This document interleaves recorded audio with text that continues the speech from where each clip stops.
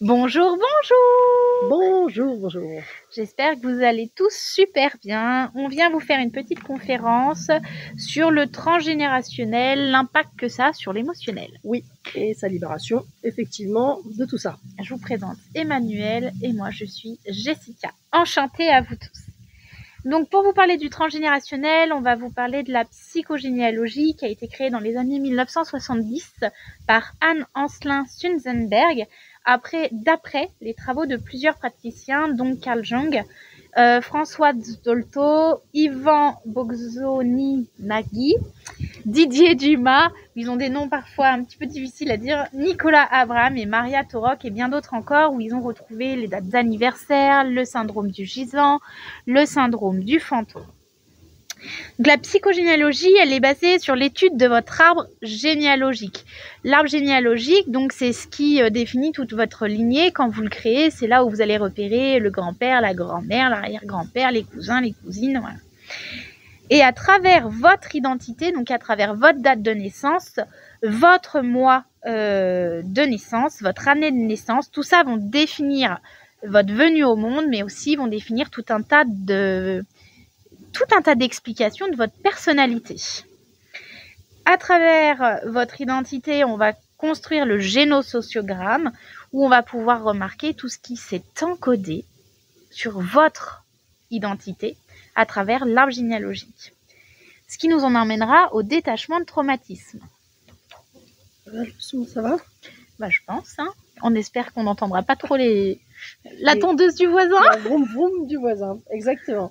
Alors, le détachement des traumatismes, qu'est-ce que c'est?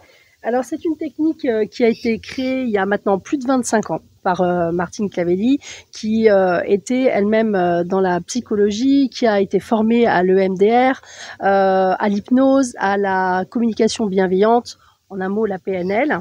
Et en fait, cette technique regroupe finalement toutes ces outils pour faire ce qu'on appelle donc le détachement des traumatismes. Ça permet quoi? Ça permet en fait une libération émotionnelle de tout ce qui est les émotions négatives qui sont en lien avec votre passé ou avec votre avenir, mais en tout cas les émotions négatives qui restent constantes et conscientes et présentes, c'est ça que je voulais dire, dans votre corps et dans votre esprit aussi, et qui vous empêchent concrètement d'avancer dans votre vie. Voilà quel est cet outil merveilleux qui a été créé maintenant il y a un bon nombre d'années. Et en fait, en alliant nos deux techniques, on a réussi à créer donc l'Odyssée sans limite. Mais pour vous parler de l'Odyssée sans limite, vous pouvez aller voir notre vidéo précédente sur nos chaînes YouTube.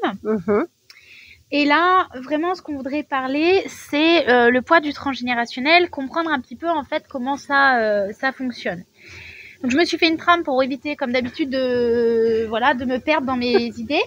D'être bien concentré et direct. Votre venue au monde, elle commence avant même votre conception. Et ça, c'est hyper important de le comprendre parce que votre âme, elle a choisi votre famille, sa famille, en adéquation avec les membres de sa famille pour savoir ce qu'ils allaient nettoyer, transmuter sur le plan karmique. Donc, on choisit de s'incarner pour créer son projet de sens, pour créer la réparation, la transmutation de ses propres mémoires karmiques et les mémoires familiales.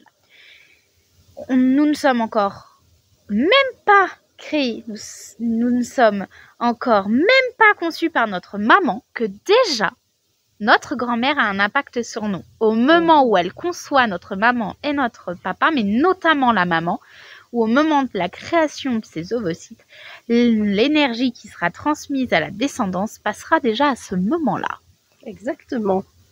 C'est pour ça qu'on dit d'ailleurs que ça saute une génération. Exactement, ça va sauter une génération par rapport, notamment on le voit beaucoup en numérologie. D'ailleurs, nous on utilise une numérologie où on prend en considération le nom de la maman. Oui, c'est important de le dire.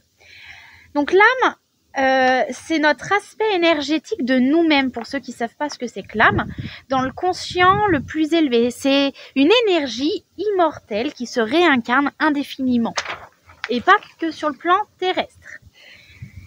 C'est ce qui va créer donc la trajectoire du projet Sens, donc le choix de s'incarner, la conception, comment elle va se passer, comment on va définir son arrivée sur Terre, donc si elle va arriver avec des forceps, si elle va arriver par voie naturelle ou par césarienne. À la date prévue ou bien avant ou bien après. Voilà, ou alors dans l'hypercontrôle, maintenant on prévoit les dates d'accouchement. Et on laisse même plus la nature faire. Ouais, la nature faire et surtout l'âme de décider quand est-ce qu'elle a décidé d'arriver. Mais ça peut aussi faire partie de son plan d'incarnation. Voilà, en général ça fait partie du plan d'incarnation, mais c'est quand même intéressant de le voir. Donc l'âme, elle vient pendant la grossesse, l'âme elle vient et elle ressort. Elle reste pas forcément tout le temps dans le ventre de la maman. Et l'inconscient de la maman, les rêves de la maman, donc qui sont basés sur l'inconscient, là tu pourras en dire grand chose sur l'inconscient, va influencer l'émotionnel de l'enfant qui fait pas la différence entre son émotionnel et l'émotionnel de sa mère. Donc, lors des 9 mois intra-utérins, l'émotionnel de l'inconscient familial, karmique, tout ça s'imprègne dans le bébé, créant le corps, l'âme et l'esprit pour devenir l'être humain. C'est ça. Il bénéficie du co-inconscient familial, donc ce qu'on parlait de la transmission via la grand-mère. Voilà, donc ça c'est dit, c'est bon. Voilà. Et donc une fois qu'il va naître, suivant comment il va naître, on va en arriver à la grossesse du père. Alors c'est moi qui nomme ça la grossesse du père, mais c'est les 9 premiers mois de vie de l'enfant où le père va pouvoir vraiment s'identifier dans son rôle de père. Attention, si l'autre parent, donc père ou mère d'ailleurs, mais si le parent qui l'a porté vient lui donner sa place. Et quand c'est un enfant adopté, et c'est là, c'est le même processus grossesse du père qui va se mettre en place. Ce qui va en définir la psyché constructive suivant un autre cycle. Et là, je te laisse reprendre la parole. Bon, on a toujours le bruit de fond. J'espère que tout va bien pour vous. C'est rigolo, c'est vroom vroom. Alors, on va parler plus en détail effectivement de la construction de notre cerveau et comprendre finalement qu'est-ce qui se joue pendant les premières années de vie. En fait, je vais vous mettre en détail. La première partie, le premier hémisphère, parce que vous savez quand même qu'on a 2 hémisphères, un droite et un gauche dans le cerveau, qui est donc relié avec un lien, tout simplement, le néocortex. Et donc là, le premier hémisphère qui va s'enclencher, ça va être l'inconscient. L'inconscient qui va se construire littéralement dans la période 0-7 ans. Cette période-là de 0-7 ans, l'enfant, il va construire son inconscient. En fait, c'est l'émotionnel. Pour retenir quand même une chose importante d'ailleurs, c'est que cette partie-là gère 95% de votre cerveau. Et oui, c'est là que c'est toujours impressionnant de se dire inconscient. Comment ça, l'inconscient il gère 95% de mon cerveau? Eh bien oui, mais après on le dira. Donc cet inconscient qui se construit, il va se construire dans cette période-là, d'ailleurs uniquement via la mère. Ce qui ne veut pas dire qu'il n'y a pas de conjoint, qu'il n'y a pas un autre partenaire, mais en attendant, c'est vraiment comme on pourrait dire la fusion de la perception de l'amour de maman qui va entraîner vraiment ma construction. Alors la construction de quoi? La construction d'abord de l'être que je suis, qui je suis, au niveau de mon émotionnel. Donc évidemment, ça va avoir un impact très très important dans plein de domaines. Ça va avoir un impact dans la construction de l'amour qu'on a pour soi-même déjà. On va s'aimer de cette façon-là. Et ça, c'est dès la façon dont on est conçu par nos parents en fait. C'est ça qui est extraordinaire, c'est que suivant comment j'ai été conçue, je vais savoir si je m'aime ou pas. Oui, de toute façon, à la sortie, dans les 7 premières années, à la sortie du ventre de maman, l'enfant a déjà de toute façon enregistré des tas de choses. Et bien évidemment, il a ressenti aussi déjà l'amour que maman pouvait lui porter ou pas. D'ailleurs, soyons clairs. Et même dans le geste, je parlais de la conception entre le père et la mère. Complètement. Est-ce que ça a été dans l'amour ou peut-être pas vraiment, on est d'accord. Mais voilà, donc pendant cette période 0-7 ans, cette perception va faire de l'amour donc de maman de la façon que moi je l'ai perçue. Attention qu'on soit d'accord, c'est toujours la personne qui perçoit la façon que l'autre. Son propre prisme. C'est ça, exactement, de son propre prisme et regard et ressenti. Donc ça va avoir un impact parce que ça va lui permettre de se construire, elle, dans son amour à soi. Ça va aussi construire sa relation dans sa future relation elle-même amoureuse avec quelqu'un. Ça va construire également sa relation avec les enfants, quand il y en aura, si un jour il y en a. Et puis même, ça va aller jusqu'aux amis, les amis de cœur, les vrais amis, etc. Ensuite, dans la période de 7-14 ans, on aura plutôt on va avoir la construction, cette fois-ci, du deuxième hémisphère, c'est-à-dire l'hémisphère ce qu'on appelle le conscient, hein, le fameux rationnel, vous savez, on apprend à écrire, à lire, à compter, enfin bref, tout ce qu'on sait bien faire très consciemment. Et donc, pour la petite histoire, le conscient, ça gère 5% de votre cerveau. Et en fait, sur une journée de 24 heures, pour résumer, à la louche, vous y êtes 4-5 heures seulement par jour dans le conscient. Tout le restant est de l'inconscient. En général, le petit-déj qu'on prend, c'est l'inconscient qui nous le fait faire. On s'habille, hop, l'inconscient nous a dirigés. Et même quand vous allez au travail, d'ailleurs, vous vous en rendez compte parfois, on arrive au travail, on se dit, mince, j'ai pas vu le trajet passer. Parce que vous étiez totalement dans votre inconscient. Ok ? Donc, il fait quand même beaucoup de choses. Le conscient, l'hémisphère conscient, donc lui, il est effectivement aussi très important parce qu'il nous permet de construire notre faire, notre capacité, notre engagement aussi qu'on a dans la vie avec nous-mêmes, avec les autres, avec la vie en général. Évidemment, il nous structure dans nos repères, que ce soit même des repères géographiques, mais les repères aussi vis-à-vis de nous-mêmes.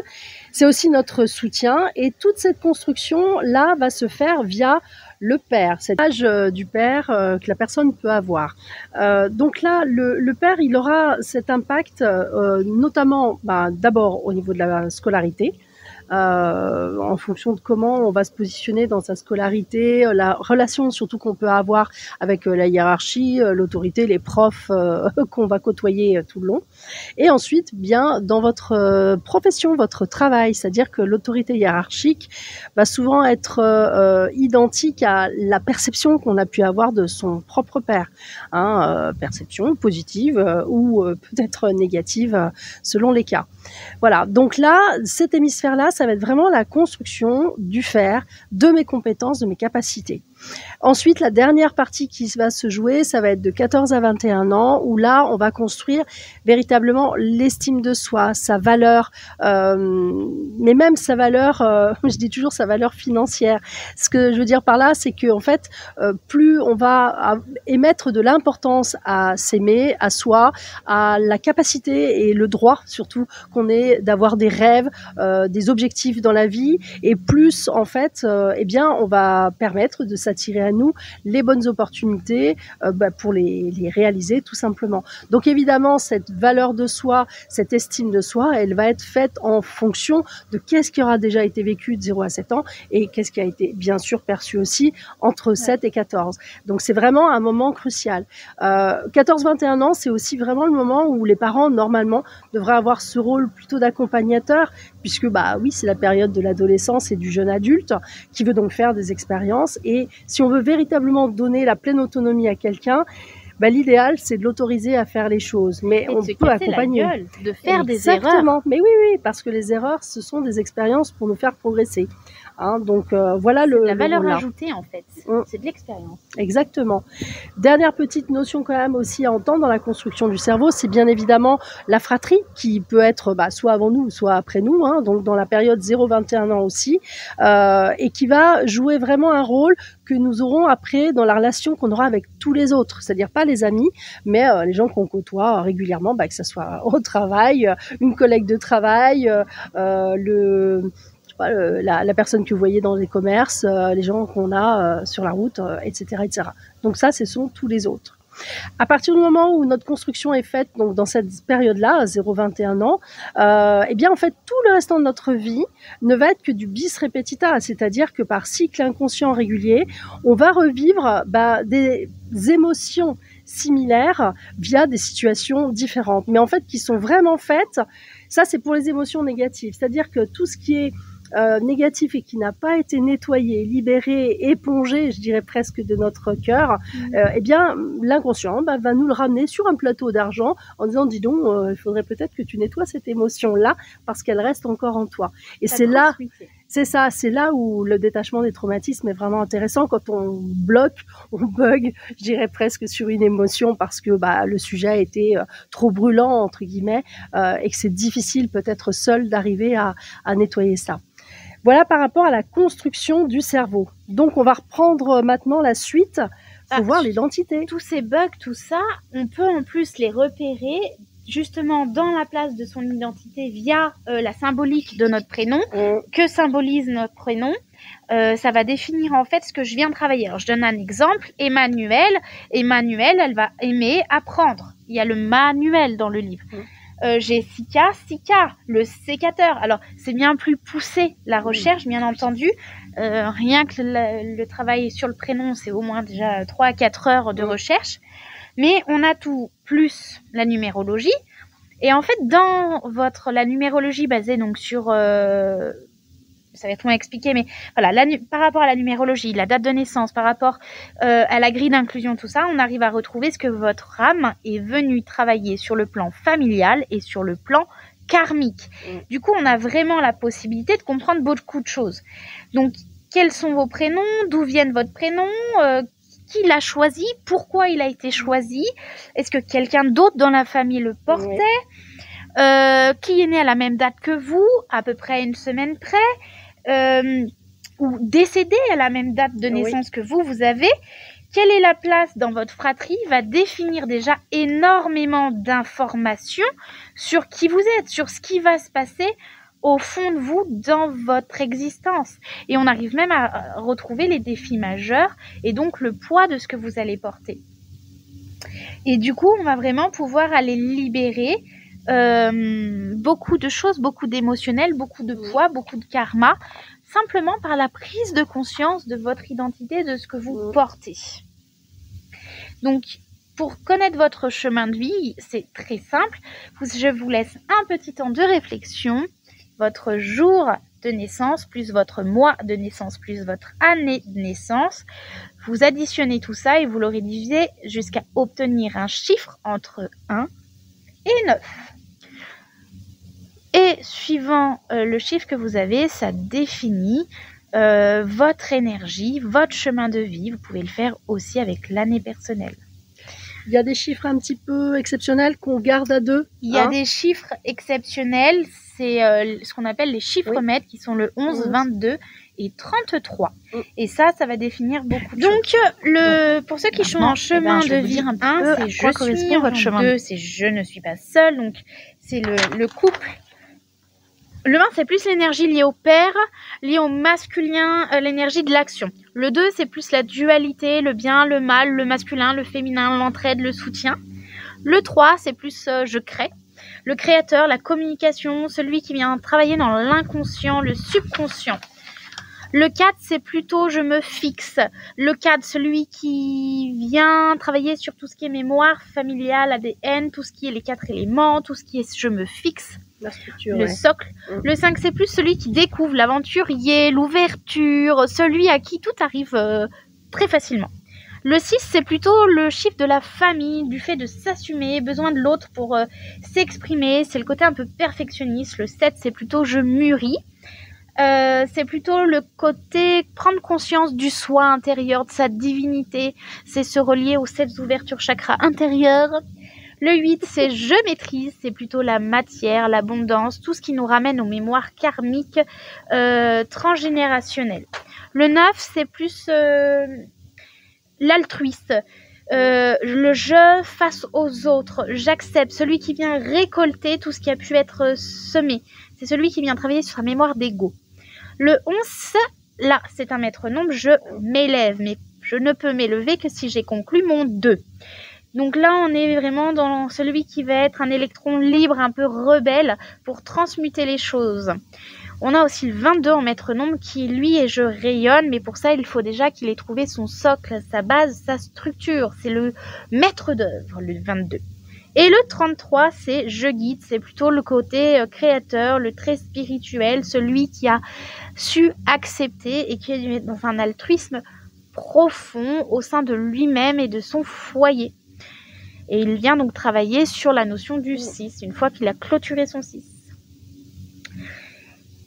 Est-ce que tu veux faire un petit point sur les besoins ?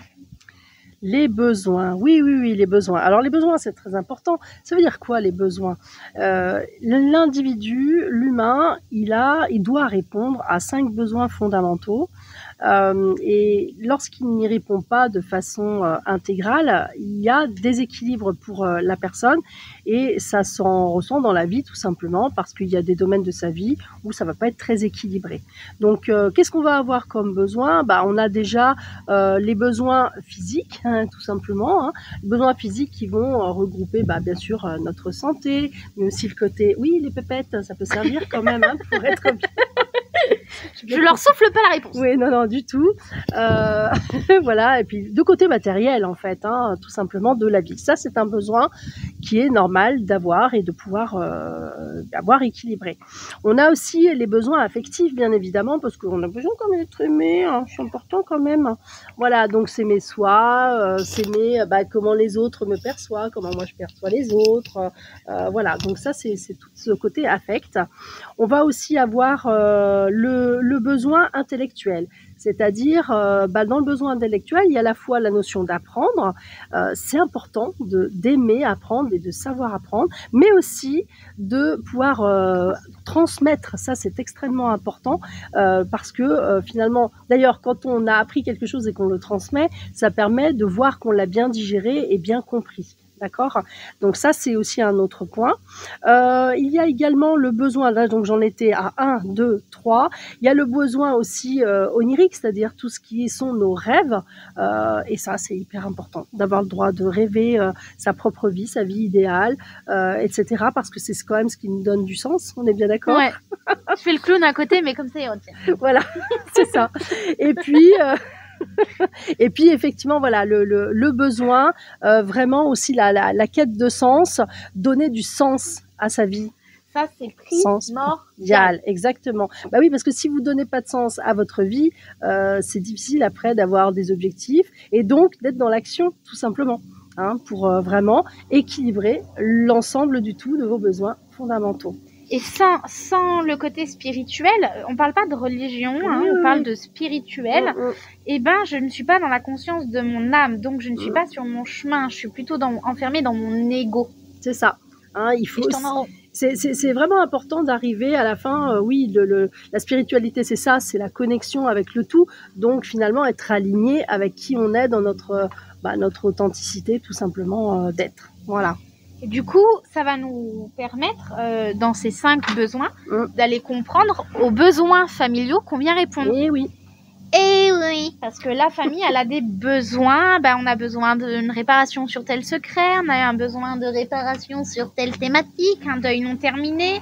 Un enfant, par exemple, un des contrats qu'on prend pour répondre aux besoins familiales, par exemple, c'est l'enfant pansement, celui qui va répondre, par exemple, je sais pas, problématique de couple. Une femme, problématique de couple. Donc on a un enfant couple, c'est-à-dire un enfant qui vient prendre la responsabilité du couple défaillant.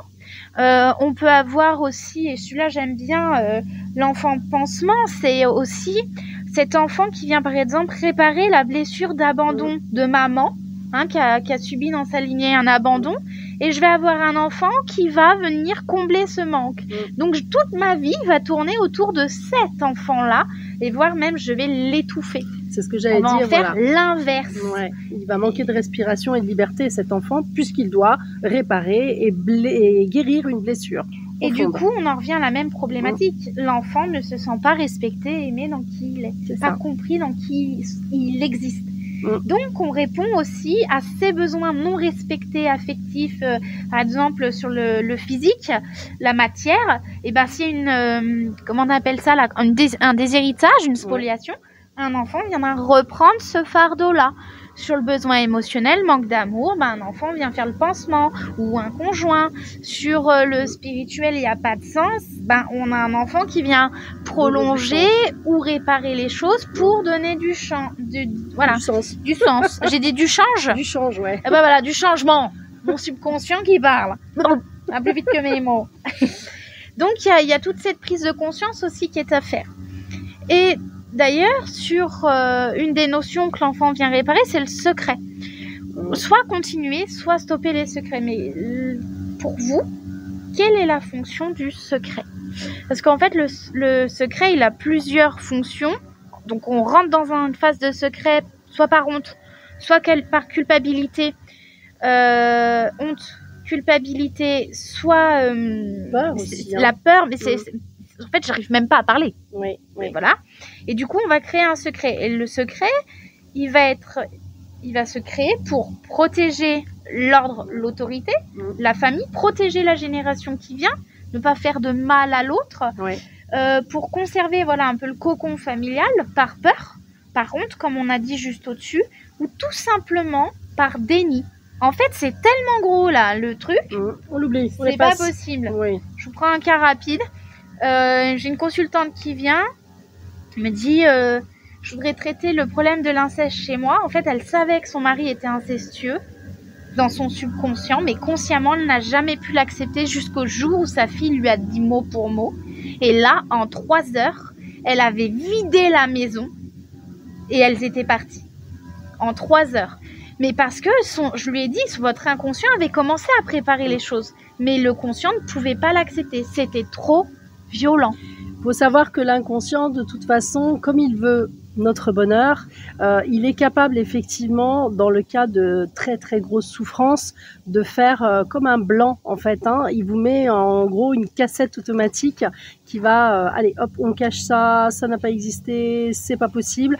Et donc c'est juste en fait pour nous permettre bien de survivre à l'événement. Hein, donc c'est un système vraiment automatique du cerveau qui est naturel en fait et qui est bienveillant au départ, puisque finalement en fait on met au repli au fin fond de notre cerveau ce qui a pu se passer. Le seul problème, c'est qu'à un moment donné, malgré tout, comme le corps lui, il a sa mémoire cellulaire, et il va faire remonter l'information un jour ou l'autre, et c'est là que commencent à être les personnes qui vont être pas bien, une dépression, on sait pas trop pourquoi, on pète les plombs comme on dit, et on n'a pas compris pourquoi non plus, et bien tout simplement parce qu'il y a ce non-dit qui peut être donc de nous, ou bien d'avant, de nos générations, et qui est en train d'exploser, tout simplement. Les non-dits, par exemple, je ne parle pas de ma fausse couche, j'ai fait une fausse couche, j'ai fait un avortement, je ne le dis pas. Très bien, mais ça s'encode déjà dans des mémoires et ça va ressortir à un moment donné jusqu'à ce qu'une personne fasse fausse couche sur fausse couche pour nettoyer ce qui s'est passé. Ne faites pas de secret d'un rien. Dites la vérité, communiquez, utilisez des mots, utilisez le « je » pour vous exprimer et ça sera beaucoup plus facilement compréhensible et accepté en fait par tout le monde. Et c'est ce qui va nous en emmener du coup le secret et le mensonge à la croyance limitante. Alors, on va parler effectivement des croyances limitantes qui proviennent finalement des archétypes sociaux et religieux et familiaux. Donc, les croyances, finalement, je voudrais déjà vous donner la définition d'une croyance. Ça, c'est important. Donc ça, c'est une opinion, excusez-moi, n'importe quoi. Pour aller regarder ce que ça veut dire. Une opinion, ouais. Une opinion fortement généralisée et ancrée en ce qui concerne des tas de choses, les causes humanitaires, l'argent, les gens, la limite, le monde, nos comportements, etc. Cette croyance, en fait, elle vient effectivement, elle naît d'abord de l'opinion des autres.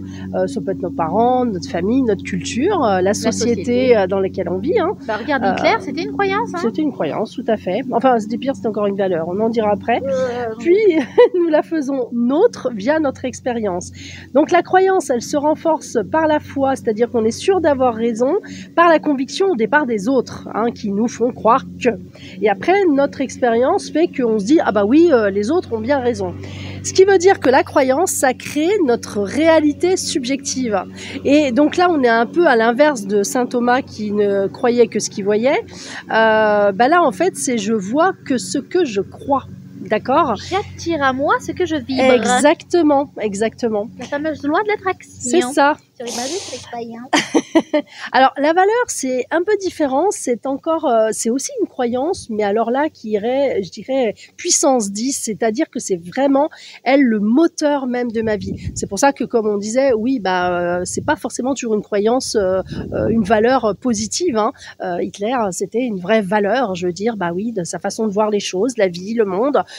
Et en attendant, il y a plein de gens qui l'ont suivi dans cette valeur-là. Ok, mais après, bien sûr, il y a des valeurs hautes et belles qu'on peut aussi avoir. Comme la valeur de l'amour. L'amour inconditionnel, la valeur de la famille, la valeur du respect. C'est ça. Primordial. Primordial. Par contre, donc, ce qui est important, c'est de savoir devenir infidèle, notamment dans les croyances négatives, en tout cas qui nous desservent dans la vie et qui nous empêchent finalement d'avancer. En devenant infidèle donc aux croyances familiales, on va se permettre de retrouver la créativité véritable de notre vie en créant nous-mêmes nos propres croyances, notre propre expérience et faire nos propres définitions de la vie. Moi, je dis toujours, il faut savoir être sourd à ce qu'on nous dit si ça ne correspond pas à nos valeurs et surtout pour nous permettre d'avancer. Si quelqu'un, par exemple, vous dit sans arrêt de toute façon, tu vas pas y arriver, de toute façon, tu vas pas y arriver, et que on reste vraiment, concentré sur nous et fermé à ce que la personne pense, mais ça c'est sa croyance à elle, peut-être sa limitation à elle, eh bien ça nous permet d'aller jusqu'au bout de notre objectif. Donc ça c'est vraiment important. D'ailleurs, j'adore la citation de Nelson Mandela qui dit « Être libre, ce n'est pas seulement se débarrasser de ses chaînes, c'est vivre d'une façon qui respecte et renforce la liberté des autres. » Voilà, donc ça, c'est important de se rappeler que les mots ont vraiment toujours du pouvoir. Donc, quels mots vous employez pour définir certaines choses? Quelles sont vos propres croyances? Allez les vérifier, c'est toujours intéressant de voir où vous mettez vos propres limitations. Hein? Puis, dans les mots, justement, on s'ancre ces mots, M-A-U-X. Ah bah complètement. Et là aussi, ça dépend de votre croyance. Tout à fait. Parce que j'ai mal au dos, vous croyez que vous avez mal au dos, vous finissez par le provoquer. J'en ai plein le dos. Ah ben ça fait qu'à la fin, mal vous au trouvez dos. qu'un labago, quand on en a plein de dos, généralement c'est ça. On se retrouve, on finit au lit, on peut plus bouger. Voilà. Bien sûr, toutes les expressions, de toute façon, populaires, finalement, étaient pleines de bon sens, justement, hein, parce qu'on se rend compte que, ça crée la réalité dans votre corps physique de ce que vous avez pensé. Hein. Donc, aux fameuses croyances. Toutes ces croyances, justement, elles vont redéfinir les schémas de répétition, tout ce qui va se mettre en boucle, toutes les patterns, en fait. Et tout va se redéfinir autour de ça. Et les croyances, quand on s'amuse à regarder toutes les croyances familiales qui existent, c'est toujours extrêmement intéressant de voir qu'est-ce qui peut être dit par rapport à la vie, par rapport à l'argent, par rapport aux autres, par rapport à la réussite. Voilà, il y a des tas de domaines où si vous amusez à regarder de près l'expression qui était dit au sein de la famille par rapport à tel ou tel sujet. Ça nous amène à... justement, les croyances nous emmènent au pattern et puis au choc émotionnel, parce que quand justement on est enfermé dans une croyance, on peut aller s'attirer pour justement transformer cette croyance un choc émotionnel qui va modifier la biochimie et qui va donc altérer un ADN. C'est quelque chose de prouvé par la science, donc vous pouvez aller faire vos petites recherches. Et en fait, on va trouver des syndromes d'anniversaire, donc c'est des dates qui vont se répéter. Alors, par exemple, moi je suis née un 29-10 et j'ai un de mes ancêtres qui est décédé un 29-10 et il me semble que tu as la même chose dans ton arbre. Oui, plusieurs fois. Voilà, il y en a qui aiment bien se compliquer la vie. En fait, par syndrome d'anniversaire, on est venu à ces dates-là pour réparer cette problématique-là. Lui a terminé son cycle de vie en 4 et moi, je le retrouve en 4 pour pouvoir aller transmuter les événements autour de tout ça. Ce qui va influencer du coup toute notre vie, le pourquoi à tel âge par exemple, je me suis pété le genou, et c'est parce qu'en fait à cette date-là, lui a pu se casser le genou. Et c'est des choses, voilà, quand on conscientise, on peut aller le réparer, le transmuter pour s'en libérer. On retrouve la même chose avec les similitudes de prénoms ou répétitions de prénoms. Donc, alors le mien, Jessica, il n'y a pas trop de prénoms similaires, mais par exemple, Mathéo, Mathis, Mathias, Mathieu, tous ces prénoms-là, quand on les retrouve plus haut dans les âmes, en fait, on comprend qu'il y a des problématiques de fantômes ou de gisants. Alors, tu as dit plus haut dans l'arbre, moi j'ai envie de dire plus bas.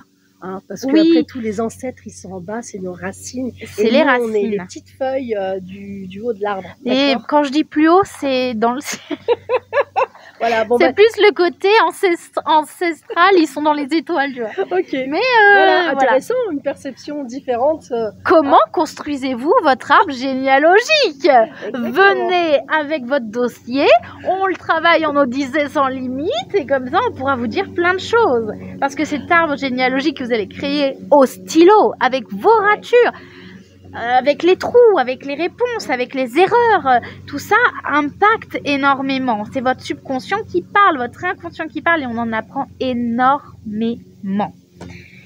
Je reviens au syndrome du gisant. Oui, vas-y. Alors, syndrome du gisant, c'est un deuil qui est inacceptable. Donc, par exemple, je sais pas, un cancer foudroyant, un accident de voiture, un mort-né, une personne qui marche dans la rue, qui s'effondre, arrêt cardiaque. Tout ça, c'est des deuils qui sont tellement subits, tellement choquants qu'on n'arrive pas à s'en défaire, et on va du coup créer un gisant, une personne qui va devenir, qui va reprendre cette place.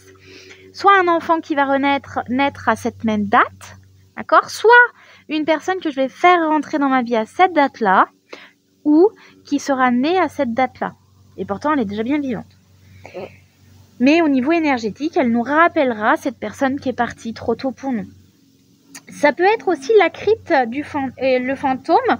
C'est un mal mort, c'est une personne qui est mise au clan, qu'on veut plus voir. C'est une personne déshéritée, c'est une personne qui a fait de la prison et qu'on n'a plus de contact avec. C'est qu'est-ce qu'on a eu comme ça, comme fantôme là récemment Qu'est-ce qu'on a eu comme fantôme récemment qu'on pourrait dire. Ah bah cette mère là qui était partie, tu te souviens, la mère là qui est partie, qui a abandonné ses enfants.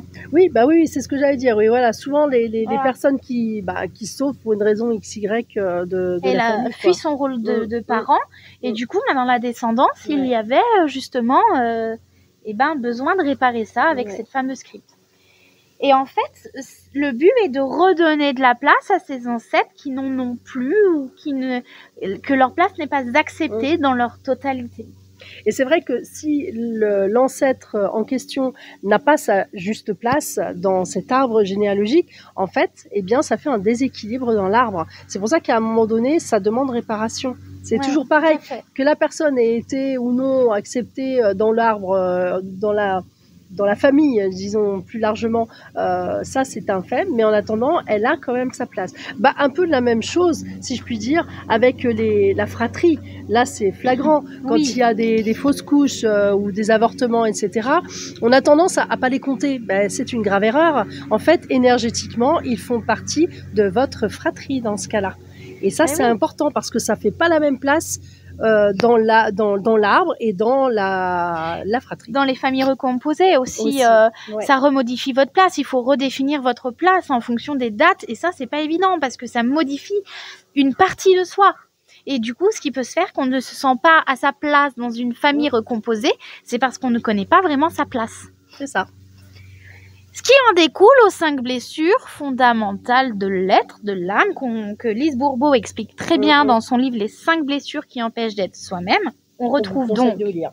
Oui, d'ailleurs, pour participer à l'Odyssée, il faut l'avoir lu. Donc, on vous demande de le lire avant. Donc, on retrouve l'abandon. Alors, moi, j'aime bien aller dans l'ordre, hein, c'est plus simple. La trahison, le rejet, l'abandon, l'humiliation et la justice. Et qui... Bon, non, on ne va pas l'expliquer. Il y a déjà beaucoup de gens qui l'expliquent. Lisez le livre et puis vous en trouverez beaucoup plus d'informations. Et vous pourrez surtout vous identifier ou pas à ces blessures. Donc, tout ça va faire une cascade. Une cascade de génération en génération. Donc, la cascade de l'impact. D'accord? Donc, si on part de vous... vous remontez, donc la génération 1, au-dessus de vous, 2 au-dessus de vous, enfin, ou en dessous de vous, suivant comment vous vous placez, si vous êtes stellaire ou terrestre. C'est vous qui voyez. Mais vous allez faire. Donc, je suis là, moi. D'accord? Donc, là, mes parents, mes grands-parents, mes arrière-grands-parents. Ah, là, oui. Oh, ouais. Ah, là, ouf. Génération de l'impact. Génération de l'impact. La répétition. Hein, on refait la même chose. Une prise de conscience, et la génération sauveur, celui qui veut changer les choses, celui qui veut modifier ce schéma de croyance, cette pathologie, qui d'ailleurs peut déclencher des pathologies physiques pour pouvoir répondre à des besoins de deuil qui ne sont pas clôturés, pour pouvoir répondre à des chocs émotionnels qui ont été vécus, par exemple un viol, et ben certaines femmes peuvent déclencher un cancer de l'utérus pour pouvoir venir mettre en point qu'il y a un problème là-dessus. Ouais, ça met en lumière à chaque fois. C'est-à-dire que la pathologie, dans ce cas-là, est faite effectivement pour révéler une problématique et dire « Ah, il y a un souci sur ce point-là et il est temps maintenant de le guérir et de le réparer. » Donc c'est important d'en prendre le sens de ça. Ça peut juste en plus être une douleur chronique, hein. C'est pas obligé d'être aussi grave. Oui, tout à fait. Toujours mal à l'épaule, très bien. À quoi correspond émotionnellement l'épaule? Qu'est-ce qui a vraiment mal? Est-ce que c'est la coiffe? Est-ce que c'est un muscle? Est-ce que c'est un tendon? Et aller regarder à quoi ça correspond. Oui, où il y a des familles où il y a des angines régulièrement ou des bronchites régulièrement, on va aller vérifier c'est quoi le problème dans la communication familiale, c'est quoi le problème de tout ce qui peut être tristesse dans la famille qui n'ont pas été réglés. Voilà, c'est juste effectivement des prises de conscience finalement physiques pour pouvoir vraiment mieux appréhender certaines choses et mieux le régler. Le transmuter, le faire évoluer. Voilà. Donc on a impacté en moyenne sur 5 générations, mais on se rend bien compte là qu'avec le nouvel ère du Verseau, on peut aller beaucoup plus loin. Nous, avec notre Odyssée, un message qu'on avait reçu, c'est qu'on nettoyait jusqu'à la guerre des croisés. Hein. Ouais, c'est ça. Donc ça remonte à beaucoup au-dessus de nous. On vous fera pas faire un arbre généalogique jusqu'à il y a 1000 ans, parce qu'entre-temps, il y a eu des choses qui se sont réparées, d'autres qui se sont placées. Mais sachez que quand vous travaillez sur vous, quand vous réparez quand vous venez répondre à votre karma, surtout dans votre incarnation terrestre, à l'époque où vous êtes incarné, ça a un impact sur vous, vos ascendants, votre descendance et la descendance familiale même, je dirais, mais ça a même une action planétaire. Oui, oui, tout à fait, puisque le simple fait en fait que chaque personne retrouve sa juste place, ça permet aussi d'avoir la bonne réponse à certains challenges de vie, c'est-à-dire que par rapport, je sais pas moi, qu'est-ce que je vais donner comme exemple, qu'est-ce que tu pourrais me donner comme exemple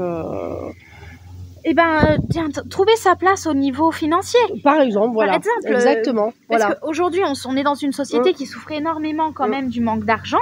Lorsque l'argent, on le crée.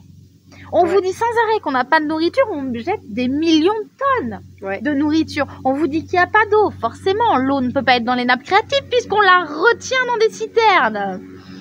Non, mais c'est clair que, voilà, en tout cas, chaque place est hyper importante à trouver. Et en fait, si chaque personne retrouve sa juste place, ça permet forcément d'avoir un impact sur l'ensemble de l'humanité. À notre petite échelle, on est un peu comme l'aile de papillon, ou vous savez, l'aile du colibri, qui va avoir un impact à l'autre bout de la planète. Ça revient exactement au même. Mais ce qui est important, effectivement, de dire, c'est que travailler sur son transgénérationnel, c'est à la fois se libérer soit de choses qui peuvent nous empêcher d'avancer dans la vie tranquillement, et puis surtout, de savoir, ne serait-ce que ça peut libérer notre descendance aussi, ça a que du bon parce que ça permet de créer de nouvelles croyances, de nouvelles pratiques de vie, et donc d'avancer évidemment dans le positif beaucoup plus, quoi.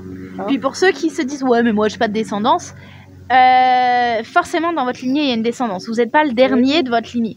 Donc forcément, il y a un impact, malgré vous, malgré tout, il y a un impact. Et ça a même un impact sur vos amis. Quand on change sa vibration, on permet aux autres autour de nous de faire des prises de conscience et du coup d'évoluer sur leur identité, sur leur être en fait tout entier. Et l'Odyssée, l'avantage, c'est qu'on travaille aussi bien sur le corps, à travers la prise des mouvements qu'on fait, parce qu'on en fait des mouvements, tout à fait. à travers le fait d'écrire, tout bête, mais ça vient, c'est comme si vous imprégniez dans la matière. Exactement. À travers l'esprit. L'esprit, avec les méditations, les libérations qu'on peut faire. Les compréhensions. Les compréhensions, bien évidemment. L'extériorisation aussi de ce qu'on ressent. Parce que je sais titiller là où il faut. Et puis on rend aussi. Voilà, Emmanuelle, elle est vraiment là pour vous accompagner dans l'émotionnel. Moi, je suis là pour que votre émotionnel déborde. C'est ça. Donc, en fait, en gros, elle met le feu aux poudres et puis après, va libérer les. C'est tout positif ce qu'on dit. Hein. Oui, c'est vraiment pour vous permettre de lâcher prise. le fait que je sois médium, ça favorise aussi, sur le plan de l'âme, aller savoir ce que vous travaillez sur vos mémoires alkashiques, aussi bien familiales que transgénérationnelles. Donc familiale vivante, transgénérationnelle, le tout. Et sur les mémoires karmiques. Donc il y a des messages qui passent à travers tout ça, à travers les canalisations. Et puis après, bien être amené à la matière dans l'acceptation de ces émotions pour justement pouvoir les transmuter. Oui, et puis, de toute façon, qu'est-ce qu'on pourrait dire pour clôturer ce qu'on vient de vous parler là depuis tout à l'heure? Venez découvrir l'Odyssée sans limite. Voilà, venez découvrir l'Odyssée sans limite. Même si effectivement vous en avez rien à faire éventuellement de travailler pour votre descendance, si vous en avez pas, le simple fait de travailler pour soi et puis d'améliorer voilà sa propre vie, bah, c'est top. Quoi, puis s'offrir de l'amour à soi-même, c'est primordial. Si tu t'aimes pas, comment veux-tu accepter l'amour des autres? Ah bah ça c'est impossible. Hein. Je veux dire, on peut pas recevoir ce qu'on ne veut pas et surtout ce qu'on ne connaît pas. Mais pareil, on peut pas non plus donner ce qu'on n'a pas reçu. Donc ça s'apprend aussi. Mais heureusement, tout peut s'apprendre. C'est ça qui est chouette. Hein. C'est ça qui est magique. Il y a rien de fatal. Tout peut se transformer, se changer. Je dirais qu'il y a qu'une chose à faire, c'est l'action. Hein. C'est-à-dire le mouvement. Le mouvement. Si je ne prends pas une décision, c'est là en fait où c'est l'important, c'est le premier pas. Le premier pas, je dis, j'y vais, ok, je fais, et là, ça bouge. Puis c'est là que la magie peut opérer, parce que la magie, c'est soi qui agit. Donc si tu n'agis pas, tu peux pas te laisser surprendre par la vie complètement. Tu peux pas récolter toutes tes pensées. Tu as ton féminin en toi sacré, ton masculin sacré. Tu peux penser tout ce que tu veux, tu peux vouloir vibrer tout ce que tu veux. Si tu n'agis pas en fonction de qui tu veux être, il se passera rien. Exactement. Bon, bah voilà, je crois je pense qu'on a tout dit. Hein, on espère que vous n'aurez pas entendu la tondeuse, les avions, les voitures. On a été très entourés. Ah mais très entourés, c'est fou le brouhaha du monde qu'il peut y avoir autour de nous. C'était très très calme quand on a décidé de faire la vidéo dehors. Puis on a eu beaucoup de bruit, donc on espère que malgré tout vous aurez tout en douceur. Mais en même temps, c'est ça l'Odyssée. C'est retrouver justement son calme intérieur dans le chaos général qu'on peut avoir dans nos vies. Voilà. Moi, je résume ça comme ça. Je pense que c'est très bien résumé et qu'on va clôturer là-dessus. Donc, bienvenue sur notre navire, dans ce magnifique voyage. Si vous voulez rentrer en contact avec nous, vous trouverez tout sous les liens. Et puis, prenez bien soin de vous. Tout plein d'amour à vous et de douceur à vous. À très bientôt et peut-être même à très